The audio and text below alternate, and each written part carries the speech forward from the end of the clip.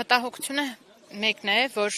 անհետ կորածների վերաբերյալ հումանիտար բանակցությունները կարող են փակուղի մտնել երեկվա իրադարձությունների հետևանքով։ Կրկնեմ, պատերազմի ավարտից մինչ երեկվա դրությամբ հումանիտար հարցերով բանակցությունները վարվել են ազգային անվտանգության ծառայության տնօրենի կողմից եւ երկար ընդդիմությունից այդ հապաղումից հետո վերջին ժամանակներում բավական դրական ազդակներ էինք ստանում հենց ազգային անվտանգության ծառայությունից եւ այդ էր այդ մտահոգությունը, որ այս կտրուկ փոփոխությամբ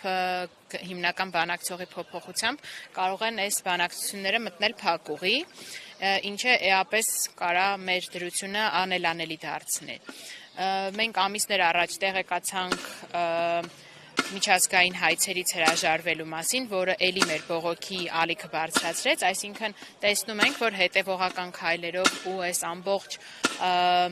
փոփոխություններով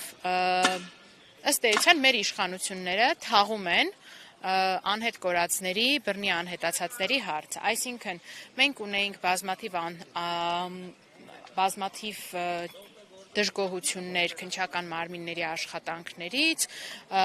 գնաց քննչական մարմնի ղեկավարը փոխվեց, նոր քննչական մարմնի ղեկավար եկավ, լրիվ համակարգի հետ, այսինքն մեր հարցի հետ կապ չունեցող մարդ, որը խնդրեց, որ նորից պետքա ծանոթանա այս ամեն ինչին, ու անընդհատ մենք պարզում ենք, որ մարդիկ են փոխվում գործընթացում, որոնք անընդհատ պատճառաբանություն ունեն նորից ծանոթանալու խնդրի բոլոր նրբություններին ու դետալներին։ Այսինքն ամեն ինչ սկսել իրեն սեփական կետից, մենք դրա դառը փորձը տեսել ենք, թե ինչ է նշանակում բանակցությունները կամ գործընթացները սկսել սեփական կետից։ Պահանջը հիմա հետեւյալն է, որ գոնե թե մենք կարողանանք հավաստիացում ստանալ նոր մարդուց, հասկանանք, թե ի վերջո ով է ստանձնել այդ առաքելությունը,